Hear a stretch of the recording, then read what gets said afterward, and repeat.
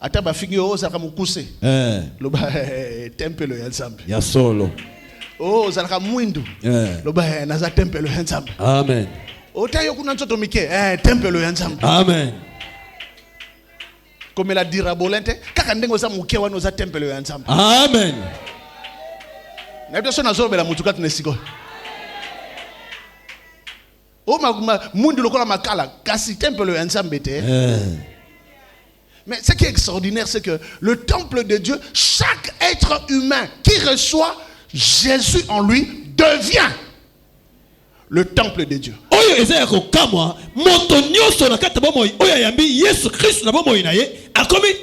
La lecture. Votre corps est le temple du Saint-Esprit qui habite en vous, que vous avez reçu de Dieu et que vous ne vous appartenez point à vous-même. Chapitre 6, maintenant, 2 Corinthiens, chapitre 6, le verset 16. 2 Corinthiens. Écoutez ce que ce passage dit. Et c'est 2 extraordinaire. Corinthiens, chapitre 6, le verset 16. Je lis au nom de Jésus-Christ. Amen.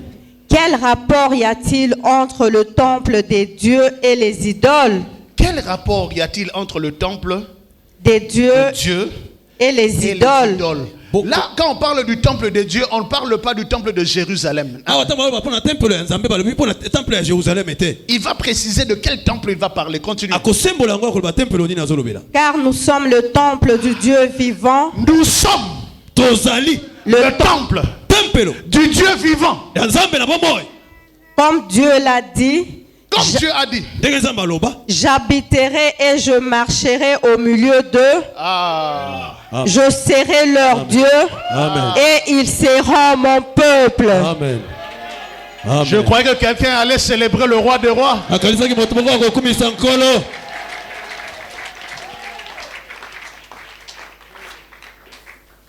C'est la raison pour laquelle tu deviens fort quand tu deviens adorateur. Parce que tu es temple. C'est bizarre. Temple. Amen.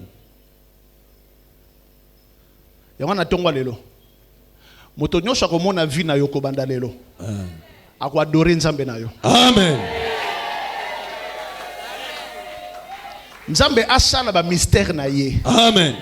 En tout cas ba mystère na ye salama. Amen. Po bato ba ye bio. Tant ba ko mona yo lisusu. Baba okutana bela na Nzambe ya solo. Amen. Tu sais pourquoi? Parce que tu es temple. Le fait seulement que la Bible dise que moi, Papa Kembo, je suis un temple, le temple de Dieu. Donc ma vie devient un sujet d'adoration. Na tongo ya lelo. Moto nyoso alelaka. Nzambe a créé mystère na ye. Amen. Abanda ko pesa yo ba adoration. Amen. Soki on dit moto maloboka mobalo gangi alléluia. Alléluia. Ça c'est le premier niveau. C'est pas difficile. Mais il y a un autre aspect dans cette histoire. Le deuxième aspect, c'est que Christ, lui, Christ, le Messie, il est aussi un temple. C'est là où commence tout le mystère. Jésus, Christ. Là, je parle plus de Christ, pas de Jésus dans son humanité. Je parle de Christ dans sa divinité. Il est un temple. Il est un temple. Jésus est un temple. Si moi je crois que moi je suis temple, comment je suis devenu temple? C'est lorsque j'ai reçu Jésus. Donc, Jésus lui-même, il est temple. Quand tu le reçois, toi aussi tu deviens temple. Le premier pas en fait c'est lui. Il est le temple de Dieu. Alléluia. Amen. Apocalypse chapitre 21. J'aime beaucoup le chapitre 21. On nous parle de la nouvelle Jérusalem. La cité céleste. Alléluia. Amen. On nous présente la cité céleste. Le verset 22 dit quoi? Le verset 22, je lis au nom de Jésus-Christ. Amen. Je ne vis point de temple dans la ville. Jean est emporté dans l'Apocalypse. C'est une vision céleste. Dieu lui montre les choses célestes. Et Dieu lui montre la cité où nous irons. Une grande cité. Et puis après Jean, il y a eu beaucoup d'autres gens après. Par plusieurs expériences, ont aussi vu la même cité. Alléluia. Amen. Cette cité, on l'appelle tabernacle céleste.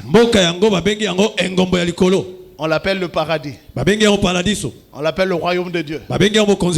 La nouvelle Jérusalem. Mais Jean l'a vu en forme de ville. Une très grande ville. C'est un grand mystère. Un grand mystère. Il a vu tout ce qu'il a vu.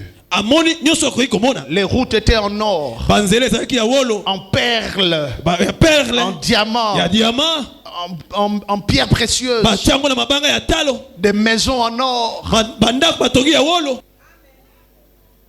Mais il y a un détail que Jean vient de donner au verset 22. Il dit, je me suis promené dans toute la ville. Je n'ai point vu de temple.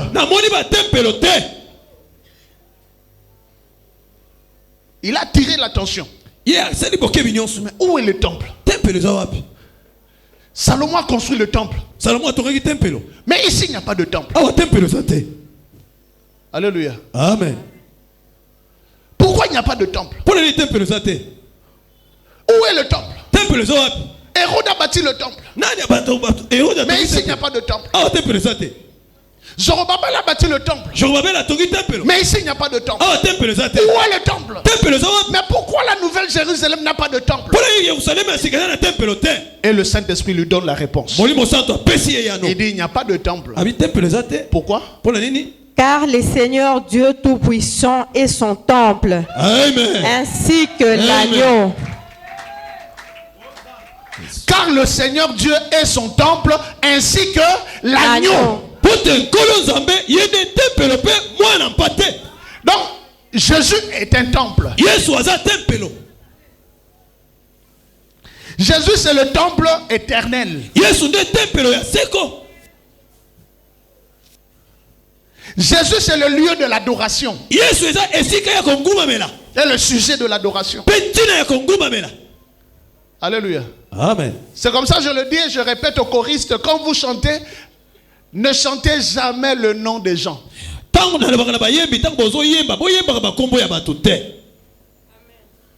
La commission est Papa Kembo. Papa Kembo, c'est un temple nayo. Bakumi Sarakaka Moto Azali temple. Amen. Et le seul qui est notre temple, à nous tous, c'est l'agneau. Jésus-Christ. Le roi des rois. Le Seigneur des seigneurs.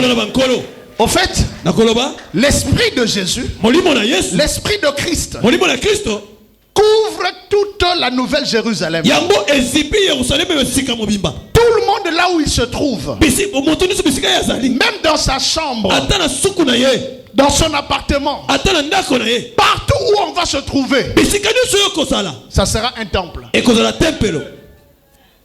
Parce que cette atmosphère, c'est Christ. Et c'est lui notre lieu d'adoration. Avec tout ce que nous citons de lui, avec tout ce que nous disons de lui, lui-même d'ailleurs il a dit dans Jean chapitre 2, maman, un jour, alléluia. Amen. Non, ça on va pas lire. Alléluia, vous connaissez très bien cette histoire. Jésus va à Jérusalem. Il y avait une fête de Juifs. Il arrive à Jérusalem. Et puis il entre dans le temple. Et là, il voit des gens.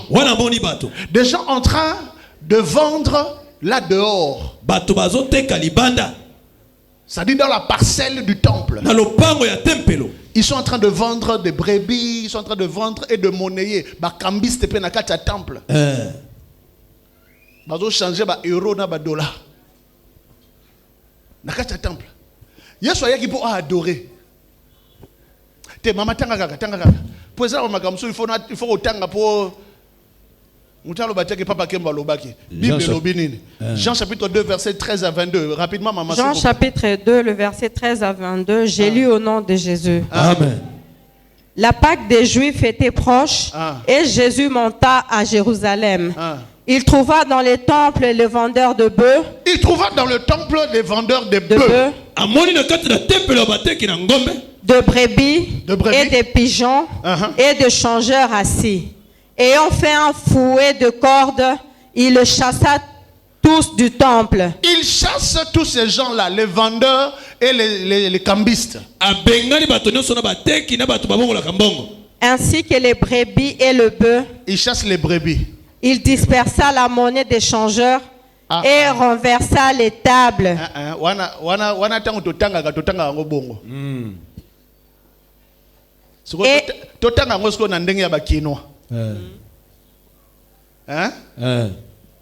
Yaya moko boye asali vi na ye auti lunda azumbongo na ye albi OK mbongo na tourner yango na komi cambiste donc ba bénéfice na nyoso yango wana bana na ye bakenda classe na mbongo wana mwasi na ye aliaka na mbongo wana bafuta kandako na mbongo wana siko baza 100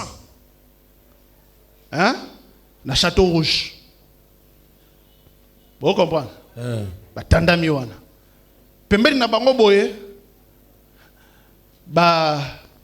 batata wana oyo bautaka nzela mai wana bayina bataba na bango bayina bameme bamususu bautaka nzela bandundu bayina bangombe baka bato kosaka na bango te akanga ngombe kachi po abenda yebwe baka makasa kosana te batipwana siko batandami 100 mutu moko ayena kati na bango azwi fimbu abandi ko beta bango pa makasi na bango ekanga bangombe ekoki ko kanga tipwana te tala makambo. Parce qu'en ce moment-là, il se révèle comme étant la source de la force de Samson. Qui se battait contre toute une armée seule. Et personne ne pouvait le vaincre. C'est lui qui est la force de Samson. Abandiko pansa bango nyoso. Mutu mokote. Azalaki capable. Ya kote le melai. Ya sol. Raison ni ye apesi. Apesi deux raisons. Non, d'abord ba ye kolina ye ba apesi raison. Et puis ye moko pe apesi raison. Yoka lecture. Et il dit aux vendeurs des pigeons, ôtez cela d'ici. Ôtez cela d'ici. Ne faites pas de la maison de mon père une maison de trafic. Merci. Ne faites pas de la maison de mon père une maison de trafic. Il a appelé comment? Maison de mon père. Mon père. Ok. À préciser maison de mon père, on est années plus tard. Continuez. Les disciples se souvinrent qu'il est écrit. Les disciples se souvinrent qu'il est écrit. Le zèle de ta maison me dévore. Amen. Amen.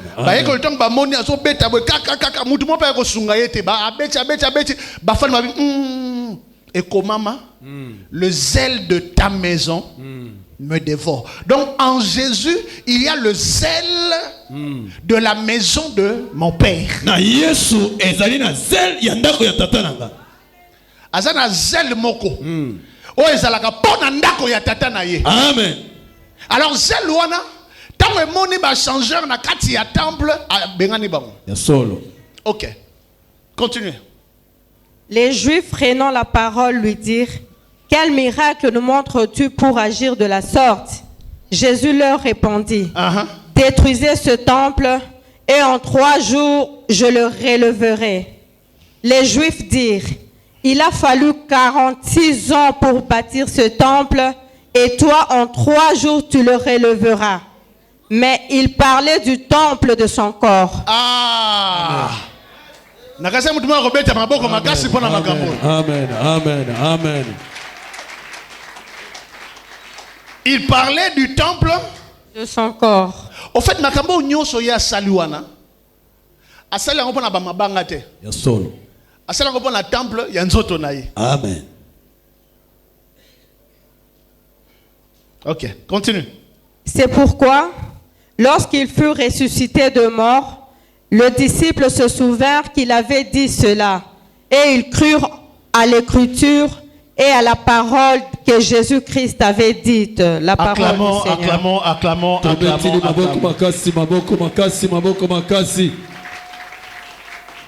Ainsi, Jésus lui-même, il est temple. Il a chassé les gens pour démontrer que dans son temple, personne n'aura le pouvoir contre lui.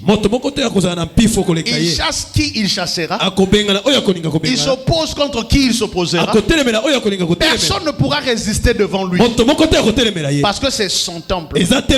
C'est son corps. C'est sa maison. Et ce temple, c'est la maison de son Père.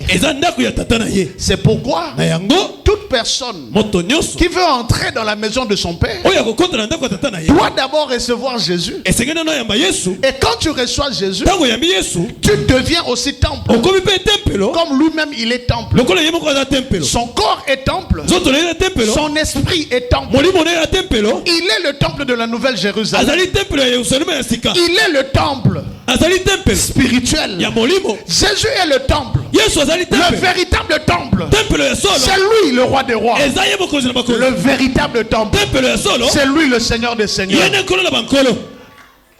Maintenant que nous avons compris tout ça, nous allons clôturer notre message en lisant Psaume chapitre 27. Psaume 27. Le verset 4. Psaume 27, le verset 4. Amen.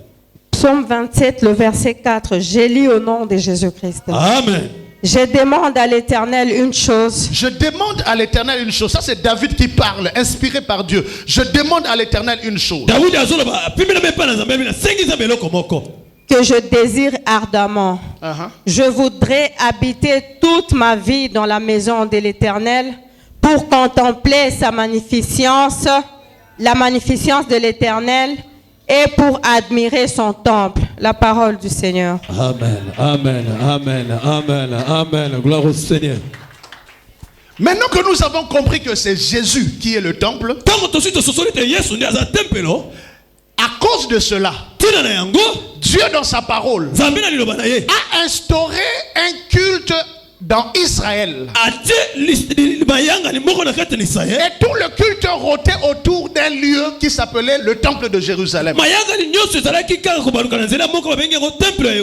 S'il te plaît, comprenez ceci.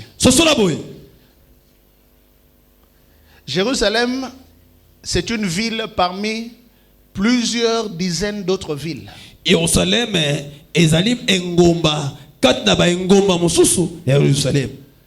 Toute une nation n'avait qu'un seul lieu de culte. C'est là où se trouve la différence entre le temple et les synagogues.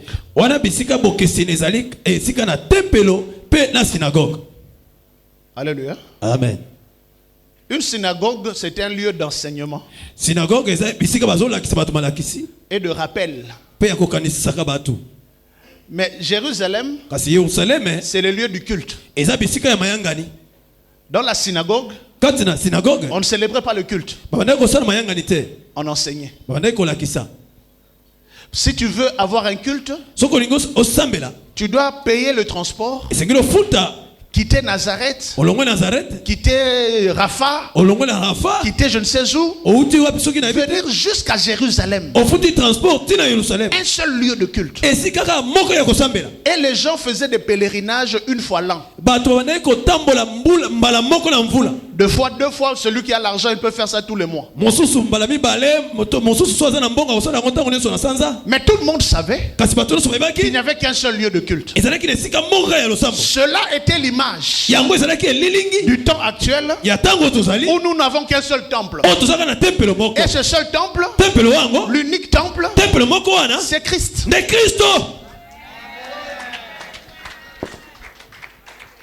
C'est le seul lieu du temple. C'est le seul lieu du culte. Le Christ. Mais il y a des synagogues. Alléluia. Amen. C'est-à-dire des endroits où on va rappeler ce que Christ donne à Jérusalem. Quand on allait dans la synagogue, tout le monde avait les yeux tournés vers Jérusalem. Un peu comme ce que les musulmans font aujourd'hui. Tout le monde prie les yeux tournés vers la Mecque. À l'époque, c'était comme ça. Tout le monde priait les yeux tournés vers Jérusalem. Pourquoi? Parce que c'était le lieu du culte. Mais aujourd'hui, nous découvrons que nous avons un autre lieu du culte plus excellent qui s'appelle Christ. C'est la raison pour laquelle on n'a pas besoin de tourner les yeux vers la Jérusalem terrestre. Mais nous tournons le regard vers la Jérusalem céleste.